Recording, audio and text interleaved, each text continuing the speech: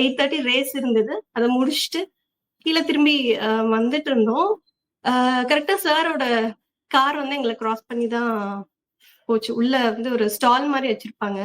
So அந்த அவரோட பிளேஸ்க்கு, அதாவது ஒவ்வொரு டீமுக்கும் ஒவ்வொரு ஸ்பேஸ் குடுப்பாங்க இல்லையா? சோ அந்த மாரி குடுத்திருந்தாங்க.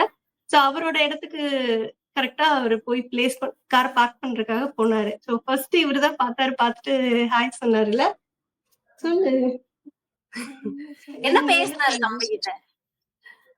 ஓகே, நான் அவன சொல்றேன். சோ ஃபர்ஸ்ட் வந்து ஹாய் சொன்னதுதான். சோ ஹாய் சொன்னோனவே வந்து பயங்கர எக்ஸைட்டட் ஆயிடுச்சு இவருக்கு. இவரு மூவிஸ் எல்லாம் அவ்வளவா பார்க்க மாட்டாரு. அவருக்கு யாரையும் தெரியாது. அஜித் சார் தெரியும், விஜய் சார் தெரியும், அப்புறம் விஜய் சேதுபதி சார் தெரியும். அவ்வளவுதான். மத்தபடி எவ்வளவு கிரேஸ் இருக்கு அவங்களுக்கு, அவங்க வந்து எவ்வளவு பெரிய ஆக்டர்ஸ், நம்ம எப்படி அவங்கள செலிப்ரேட் பண்ணுவோம், அதெல்லாம் எதுவும் எனக்கு தெரியாது. சோ அதெல்லாம் முடிச்சு, பட் அவங்க வந்து ஒரு ஸ்பெஷலான பர்சன், ஒரு சூப்பர் ஹீரோ மாதிரி நினைச்சுக்கோங்களேன். சோ அவனை பொறுத்த வரைக்கும் அவர் ஒரு சூப்பர் ஹீரோ. சோ அவரு அங்க பார்த்தோன்னே அவனுக்கு எக்ஸைட்டட் ஆயிடுச்சு, பயங்கர ஹாப்பி ஆயிட்டான்.